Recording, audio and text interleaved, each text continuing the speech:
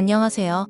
왜 이렇게 연상의 남자를 만나게 된 건지 그때는 어린 마음에 남들보다 여유가 있어 보이는 남편의 모습에 반해서 결혼을 결심했는데 결혼하고 나니 후회가 되는 부분이 더 많습니다. 그나마 연애할 때는 남편도 한참 때라서 괜찮았는데 결혼 후부터는 영 아니었어요.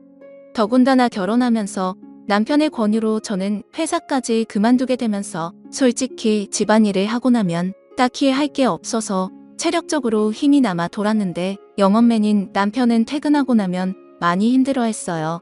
그리고 퇴근 후에는 술 약속이 뭐가 그리 많은지 허구한 날 술에 떡이 돼서 일어나지 않는 남편을 보고 있으면 날이 가면 갈수록 불만은 더해졌습니다. 그나마 자녀 계획 때문에 결혼 2년 차까지는 남편과 저는 애를 많이 썼습니다. 하지만 아무 소식도 없어서 찾아간 병원에서 남편이 씨 없는 수박이라는 걸 알게 되어 버렸고 그날 이후로는 그나마 주기적으로 하던 노력도 없어지고 말았죠. 남편은 아무런 생각이 없는 건지 제가 먼저 어떻게 해보려고 하면 가족끼리는 그런 거 하는 거 아니라면서 은근슬쩍 방으로 들어가고는 하더라고요. 아이도 못 가지는 상황까지 되고 나서 생각이 많아졌습니다. 정말 이럴 거면 회사는 왜 그만뒀는지, 그리고 이렇게 나이 많고 체력도 좋지 않은 남자랑은 왜 결혼을 한 건지 후회가 되었어요. 사실 저는 회사 일을 정말 좋아했거든요. 결혼 전부터 남편이 결혼하고 나서는 여자는 집안 살림하면서 애를 키워야 한다는 말에 가스라이팅을 당해서 저도 모르게 회사를 그만두기는 했지만 저는 나름 제가 다니던 회사에 애착도 많이 있었습니다. 중소기업이긴 했지만 회사에서 남직원들보다 훨씬 더 일을 척척 잘 해내는 제 모습이 너무 좋았고 여자라고 승진을 시켜주지는 않았지만 제게 기대를 걸어주는 사람들이 많았거든요. 심지어 부장님이나 부사장님까지도 저를 좋게 봐주셔서 저한테 이런저런 남자들을 소개를 시켜주거나 그런 일도 종종 있고는 했어요. 당시에는 남편과 연애를 하고 있었음에도 저는 그런 소개 자리를 거절하지는 않았습니다. 더욱더 안타까운 건 남편보다 조건이 좋은 남자들도 많았지만 그 당시에는 남편보다 저를 만족시켜주는 사람은 없었거든요. 그랬던 남자가 지금에 와서는 왜 저 모양 저 꼴이 된 건지 정말 밤마다 짜증이 납니다. 이혼 사유가 될 수 있다는 말이 거짓말이거나 지어낸 건지 알았는데 그게 아닌 것 같아요. 진짜 미리 알 수만 있었더라면 현재의 남편을 고르지 않고 다른 사람을 고르고 싶다는 생각뿐입니다. 그래도 남편은 저한테 상냥했어요. 8살 연하의 와이프라 그런지 저를 공주 대하듯 대해줬고 자기 때문에 직장까지 그만둔 저에게 물심양면으로 지원을 해줬습니다. 딱 부부끼리에 그거 하나 빼고 다 잘해줬어요. 솔직히 이렇게 친절하거나 그러지라도 않았다면 아마 진작에 이혼을 했을 수도 있었겠네요. 말씀드렸다시피 저는 일 처리도 정확하고 배우는 것도 빠른 사람이었어요. 어차피 저는 전업주부로 평생을 살아야 할 팔자가 되어버렸는데 집에서만 있는 건 제게 정말 고역이었습니다. 계획적이고 손도 빠른 편이라서 집안일이 아무리 많아도 점심때가 되기도 전에 웬만한 건 다 끝내서 딱히 집에서 할 게 없었고 무료했어요. 그 시간을 활용해서 저를 위해 쓰면 더 좋은 삶을 살 수 있겠다고 스스로를 위안하면서 밀렸던 독서도 해보고 싶은 공부도 해봤지만 밀려오는 부족함은 채워지지가 않았어요. 우울증까지는 아니었지만 집에 돌아온 남편에게 투정도 많이 했지만 남편은 항상 피곤하다 내일도 운전하면서 하루 종일 돌아다녀야 하기 때문에 체력을 비축해야 한다 하는 말도 안 되는 변명을 하면서 빠져나가기 바빴습니다. 그래서 저는 그때 당시에 집에 있으면서 살이 엄청 많이 찌게 되었습니다. 결혼 전에는 남편도 첫눈에 반하게 만들고 여기저기 직장 동료들한테 소개팅도 받아서 다니고 하면서 나름 남자 여러 놀리던 미모가 있었는데 집에만 있고 외출을 하지 않으니 화장도 안 하게 되고 살이 많이 찌게 되면서 결혼하기 전에 입던 옷들은 사이즈가 맞지 않아 입지도 못하게 되고 점점 제가 매력이 없어지는 것 같았습니다. 그리고 제가 살이 많이 찌게 된 이후로는 자격지심 때문인지 모르겠는데 남편도 저를 더 피한다고 생각을 했어요. 자존감이 낮아질 대로 낮아져 있던 그때 재활용을 하는 날 분리수거를 하다가 아파트 단지에서 이웃을 한 명 만나게 됩니다. 처음 보는 여자였는데 나이는 저보다 어려 보였어요. 아주 옷이며 신발도 잔뜩 비싼 브랜드로 도배해서 나와가지고는 재활용 분리수거를 하고 있는 거 아니겠어요? 사실 처음에는 속으로 욕을 했어요. 어지간히 돈 자랑을 하고 싶나 보다 싶었거든요.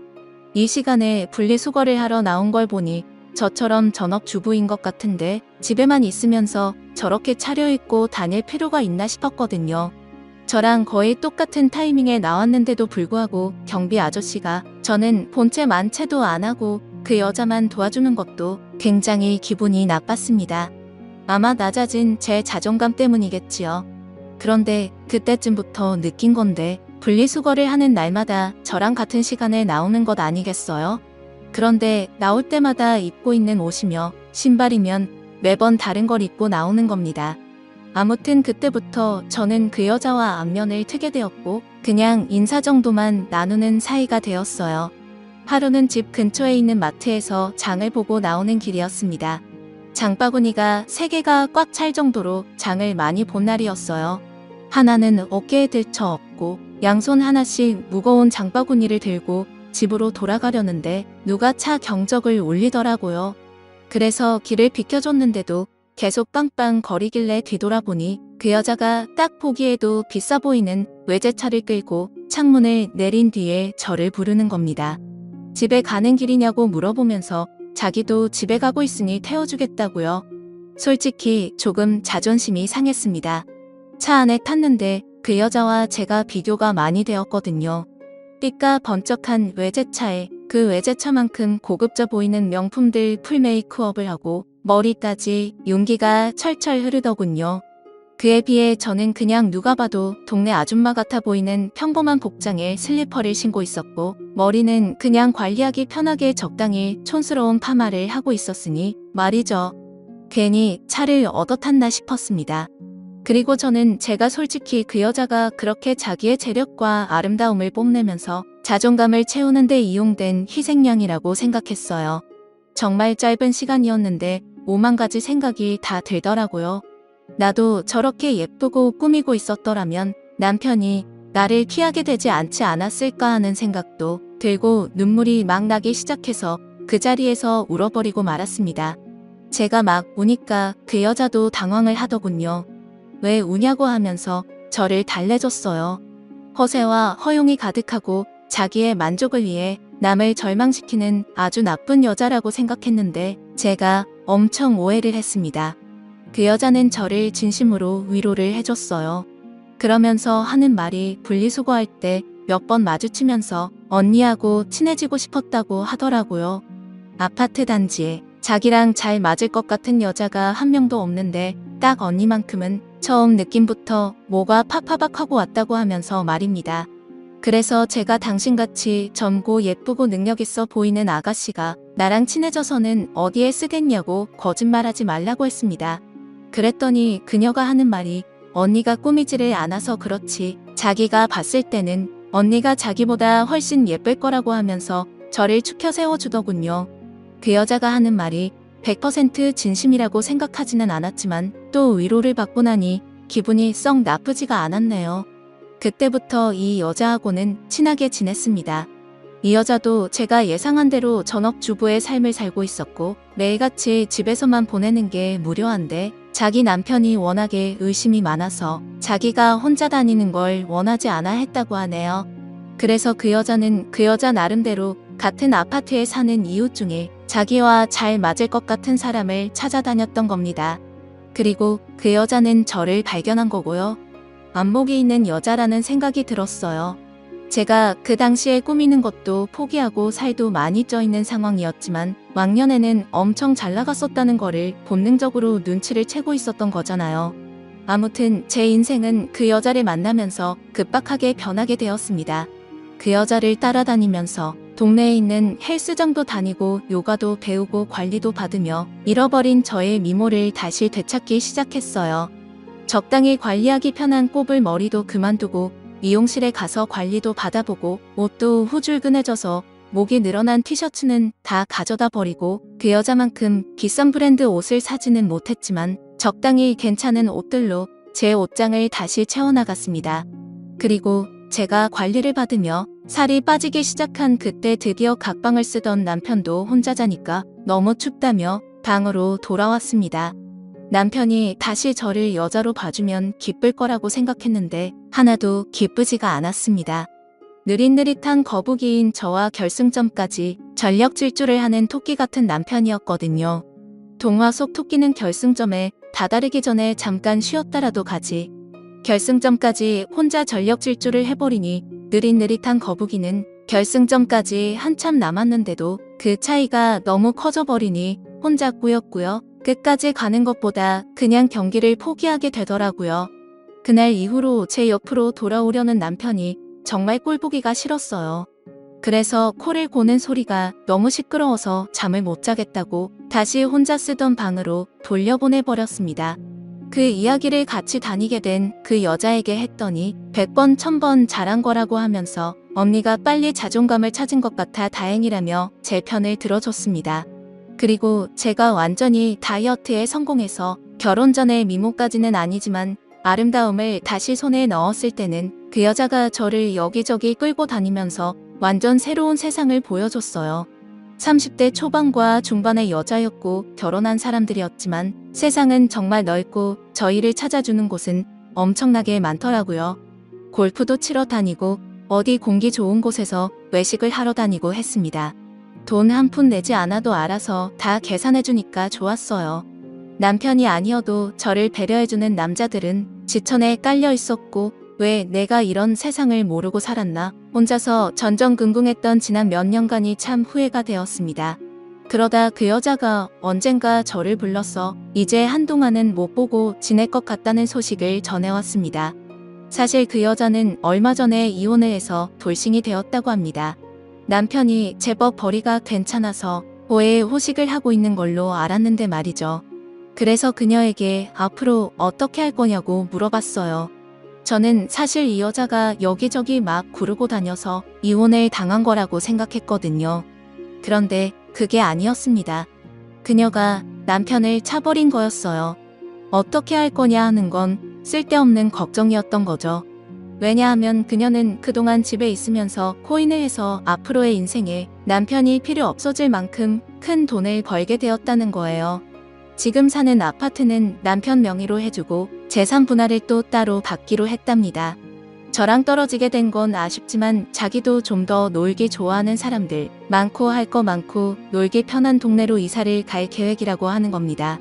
막상 저를 여기저기 데리고 다니던 그녀와 더 이상 같이 놀지 못하게 된다니 많이 아쉬웠습니다. 이제 막 저는 다시 제 인생을 찾은 느낌이었는데 다시 또 혼자가 돼버린다는 느낌이 들었어요. 그 여자가 없으면 차도 없고 운전도 할 줄 모르는 제가 어떻게 어디를 놀러 다니겠나 싶었습니다. 그렇다고 그녀가 집도 남편한테 넘기고 이사를 가는데 저 하나 때문에 그걸 포기하진 않겠다 생각했죠. 그렇게 그녀는 제 인생을 송두리째 바꿔버리고는 새로운 삶을 찾아 떠나버리고 말았어요. 남편이 출근해 있는 주중에는 정말 매일같이 놀러 다녔는데 너무나도 아쉬웠습니다. 그리고 그렇게 같이 놀러 다닐 사람이 없으니 저도 기껏 관리받으러 다니던 운동도 손에 놓게 되고 그렇게 다시 살이 찌기 시작한 거예요. 그러다 이렇게 되면 안 되겠다는 생각이 들었습니다. 그리고 그 여자처럼 자주적으로 살고 싶어졌어요.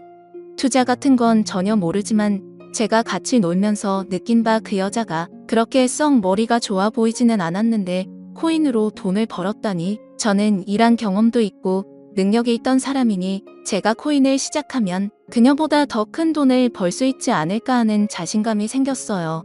제가 돈을 벌게 되면 남편 때문에 포기해야 했던 제 인생을 다시 시작할 수 있다고 생각했습니다. 그 돈으로 차를 사고 운전을 배우고 하면 저 혼자서 못 놀러 다닐 것도 없다고 생각했고 차가 생기면 이사를 가버린 그 여자를 만나서 예전처럼 둘이 같이 다녀도 되는 게 아니겠나 하는 생각이 들었어요. 다만 제가 코인을 시작하기에는 커다란 문제가 있었습니다. 제가 전업주부를 하면서 실질적으로 돈을 벌어오는 남편이 경제권을 가지고 있었고 저는 그때그때 생활비를 타서 썼기 때문이에요. 코인을 하려면 자본금이 필요할 텐데 남편에게 이야기하지 않고 사는 그 자본금을 만들 방법이 없었던 상황입니다. 은행 대출부터 여성 전용 대출 같은 사금융권까지 알아보다가 아무리 그래도 리스크가 있는 투자인데 빚을 내면서 하는 건 아닌 것 같다는 생각이 들어서 차라리 남편한테 솔직히 말하고 허락을 받아내겠다는 생각을 했습니다. 말씀드렸다시피 제 부탁을 썩 잘 들어주던 사람이었기 때문에 적어도 거절은 하지 않을 거라는 확신이 생겼고, 제 예상대로 남편은 제 생각이 그렇다면 한번 해보라고 1,000만 원을 저에게 건네주었어요. 그리고 그날은 웬일로 자기가 코를 안 골 테니 같은 방에서 자도 되냐고 하기에 그렇게 하라고 했습니다. 네, 털끝 하나 건드리지 않는 조건을 걸었더니 심통이 나서 그냥 혼자 자겠다고 방으로 가더군요.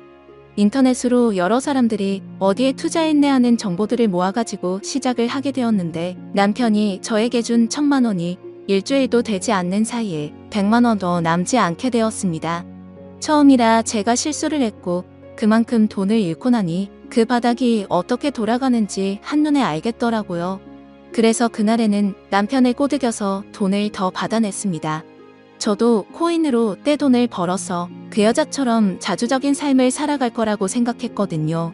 그런데 다음 날 남편이 퇴근을 했는데 혼자 오지 않았습니다. 회사에서 알던 동생이라고 하면서 후배를 소개시켜 주더군요. 남편이 하는 말이 이 후배가 코인으로 대박을 내가지고 회사를 그만둔 사람이라고 합니다. 원래는 지금도 돈 굴리느라 바빠서 오지도 못할 사람인데 남편이 저를 위해서 특별히 부탁을 해서 데려왔다고 하더라고요. 어떻게 투자를 하고 치고 빠지는지 저에게 가르침을 주려고 말이죠. 제가 그런 거 필요 없다고, 나 혼자서도 알아서 잘할 수 있다고 했더니 남편은 그래도 일주일 전에 준 1,000만 원을 다 날려먹지 않았냐고 하면서 아픈 곳을 찌르더라고요. 앞으로 벌 돈이 얼마인데 그 정도는 내 경험비로 들어갔다 치면 되는 거 아니냐고 했더니 그 후배라는 사람이 그렇게 이쪽 일을 쉽게 받다가 거지가 되는 거 순식간이라고 하면서 자기도 확신이 있는 게 아니기 때문에 투자 종목을 알려줄 수는 없지만 그래도 도움은 될 테니 한번 자기 이야기를 들어나 보라는 거예요. 내가 알아서 한다는데 왜 자꾸 그러냐면서 성질을 부리니, 그러면 남편이 데려온 후배가 하는 말이 그러면 어떤 방식으로 제가 투자를 하고 있는지 자기가 지켜만 보겠다며 1시간 동안 제가 하고 싶은 대로 돈을 굴려보랍니다. 그래서 제가 1시간 동안 20% 이상의 수익을 내면 자기 도움 없이도 잘할 수 있는 사람이라고 생각하고 감나라 배나라 하지 않겠다고 그냥 돌아가겠다고 하는 겁니다. 그래프를 분 단위로 쪼개서 분석을 하며 저도 제 나름대로 이것저것에 분산해 가면서 투자를 했어요. 20분도 안 돼서 제가 투자한 것들이 올라가기 시작했습니다. 20%가 아니라 40%에 가까운 수익률을 내기 시작했습니다. 제가 이렇게 잘하는데 남의 도움이 뭐가 필요하겠냐고, 돈 버는 거 보이지 않냐고 하고 그 사람한테 이만 돌아가라고 했어요. 그랬더니 1시간 동안 지켜본다고 하지 않았느냐고 하면서 약속한 시간만큼은 보고 가겠다 하는 거예요. 그러고는 하는 말이 자기였으면 그만 돈을 빼겠다고 하는 겁니다. 돈을 잘 벌었다더니 번 사람 맞냐고, 물 들어올 땐 노를 저어야 하지 않겠냐고. 저는 순식간에 불어난 돈으로 다시 또 다른 곳에 투자를 하며 치고 빠지기를 시작했어요. 오르락 내리락 했지만 처음에는 나름 수익률을 내고 있는 것 같았습니다. 그런데 1시간이 다 되었을 때는 제가 투자한 것들이 내려가기 시작하면서 그렇게 30분을 더 돈을 굴려봤는데 남편이 새로 건네준 또 다른 1,000만 원이 결국엔 또다시 반토막이 나버려서 500만 원도 남지 않게 돼버렸어요. 남편 후배가 말하기를 저한테 가르쳐줄 건 코인으로 돈을 버는 방법이 아니라 투자 같은 건 영 소질이 없어 보이니 그만두게 하는 것이 제일 좋겠다고 하는 겁니다. 아까 제가 40% 수익을 냈을 때 그때 손을 털고 일어났거나 그때부터 원금을 보존해두고 수익을 낸 부분만 가지고 돈을 굴려야지, 저같이 감으로 투자하는 사람들이 빈털털이 되기 딱 좋다고 말하며 자리에서 일어나더라고요. 남편이 보는 앞에서 1시간 만에 또 절반의 돈을 잃으니 남편도 이제는 더 이상 투자하라고 돈을 내어줄 수 없다고 난색을 표했습니다.